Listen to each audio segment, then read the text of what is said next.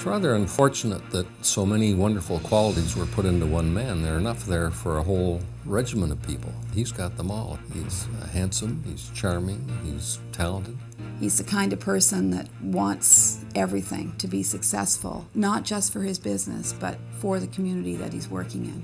Andy brought a lot of integrity to his transactions. He sought to make businesses turn around, sought to make them successful, and was prepared to share with his employees and with others in that success. He knows that if he is a fair partner, a fair businessman, he will have many more opportunities to prosper. I think another key thing is not forgetting where he came from, which I think is key to anyone's success.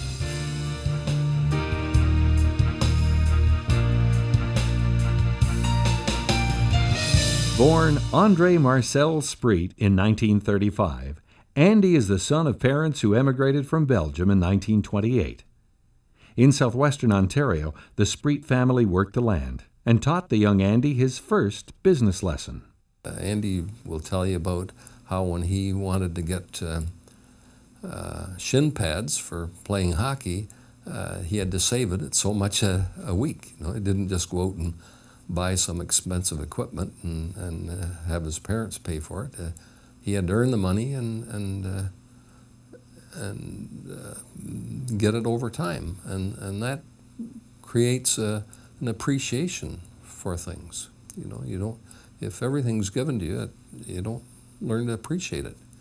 So it's that kind of a background either will kill you or cure you. You know, but in Andy's case, it was just a wonderful synergistic reaction to him. His character and that kind of a discipline just has produced the guy you see now. Andy attended Queen's University, where he received a degree in civil engineering. In 1956, he married Helen, who became his first business partner. She doing the books, and he establishing Spriet Associates. One of his first contracts was in the township of South Dorchester. My father was very impressed with Andy and his work ethics, which happened to be rural ethics and farm ethics, and the job worked out to be a very successful adventure, and so consequently, at that stage of the game, Andy's engineering firm probably really didn't have a lot of clientele. However, my father knew a lot of people and wasn't at least the least bit bashful about telling other mayors, or at that time Reeves, about this nice young man who they had just hired. That nice young man quickly went on to build another business, London Building Products, specializing in sales of retail siding. The company grew through the 60s and became the distributor for Mastic Vinyl Siding, a deal that later led to a joint venture with Mastic Corporation.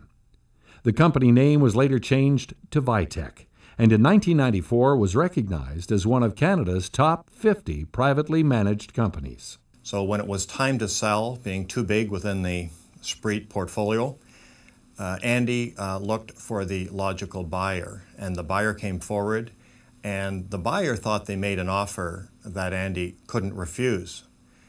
It was a little shy of what Andy thought it was worth. The purchase had been approved by this another large international company's board, and Andy had the business acumen to know that you cannot go and tell them they're wrong. So what we did, he concluded that what he would do is recognize that they had priced part of the company only, and now he would show them the value of the rest of the company. And for fun, he put together a document called The Rest of the Story. And then we went down and Andy presented the rest of the story and got the rest of the money. It was with that kind of business acumen that Andy built a number of subsequent companies: Norlawn Builders, Duralock Roofing, and Charlton Building Credits, and weathered the storms that are part of any business. It was respect for the people, it was sheer guts, and there was a lot of savvy in there too. Many, if not most people would have said, we can't get out of this hole, but not him. he stuck with it. And believe me, it inspired us. We weren't out of the hole at that point in time, but there was never any more talk about we're going to lose the company. And he kept it going. It turned out to be an extremely profitable thing. It was a wonderful ride. And it was because of that decision. That was the defining moment when he stood in there, stood up tall, and I'll never forget it. Throughout his business life, Andy has found time for family and for community. Past chair of St. Joseph's Hospital, director of the London Downtown Business Association, director at King's College, he not only lends his time and talent, but is a major financial contributor as well. One of the things that I've always been impressed by Andy was that as he became an extremely successful businessman in his community, he found ways to reinvest in the community through philanthropic givings. He's given to a number of different organizations, children's organizations, healthcare organizations, and he's done it in his own quiet way with his family. I certainly know his entire family is involved in the charitable side of the enterprise. And the penchant for kids is interesting too. Now, he's extremely proud of his grandchildren. In fact, Andy and his wife take the whole family on trips to Europe and on summer trips. They'll take, it's not unlike them to take 6 weeks and go in he's got a converted bus that he uses to take the entire family on a trip. And they've been doing this now for 20, 25 years.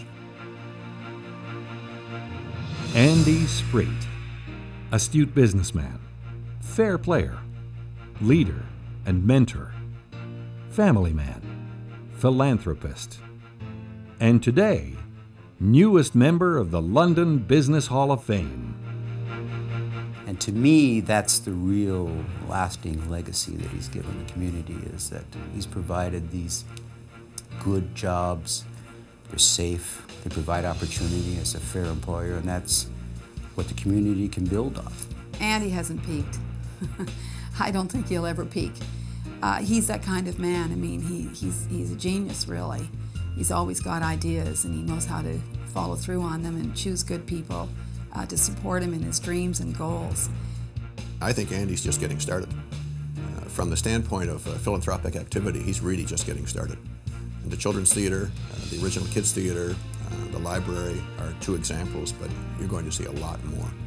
It is true that Andy and Helen have taught their children their values. Work hard, play hard, and live by the rules. And we're really fortunate in London because not only do we have Andy and Helen as very active members of the community, but their children also are contributing significantly to London, and they're following the same path, the same trail, the same footprints as Andy and Helen. Growing up around the dinner table, there was always a lot of businesses and thus a lot of business talk, but when I tell people who don't know my father about him, it's inevitably a story that has nothing to do with business. It's, you know, the white bucks he used to wear growing up, he'd be the only guy walking the mall with white shoes, or it's the leather suit he used to wear at the parties, or it's the time he called me up out of the blue and said, "What's your address? I bought you some property in Arkansas," which I still haven't visited. But the one thing I always tell my friends about my father is that he's a true original, and no matter how successful he's become, the thing that's most important to me, the thing that I'm most impressed with, is that he's done it on his own terms, in his own way, and I really admire that about him. One of the things I admire most about my father is his faith and commitment in people. For the last 20 to 25 years, I've worked in the family business. I've had the opportunity to watch him spend time and money to give people opportunities, like myself, to grow businesses on our own, many times without getting anything back in return. I've seen him make huge financial commitments to keep businesses alive, to keep those people's jobs when it could have been just as easy to walk away. But he believed those people could turn those businesses around, and they did. I've also been fortunate enough to talk with a lot of people that have worked for or with him over those years. And the one thing that really impresses me is they don't talk about him as a successful businessman. They talk about him in terms of how they admire and respect him as a person. Dad, we're very proud of you. You deserve this honor today, not only because of your business accomplishments, because of what you've accomplished as a husband, a father, a grandfather, and a friend. People in London see all the buildings and commitments that he's made to the City of London. But if you know my dad, one of the things that makes him most excited is his new cottage he's built for his family and grandchildren in Grand Bend, and specifically the 3-level treehouse he's building on the back with the leftover wood from his cottage. One thing I really admire about my dad is his ability to meet all his work commitments and social commitments, but still be able to do all the things he loves to do, including all his family commitments. He's passionate about his family. He is the most down-to-earth person you'll ever want to meet. He is definitely unique and is admired by many, especially his daughter. So congratulations, Dad, on your induction to the Business Hall of Fame.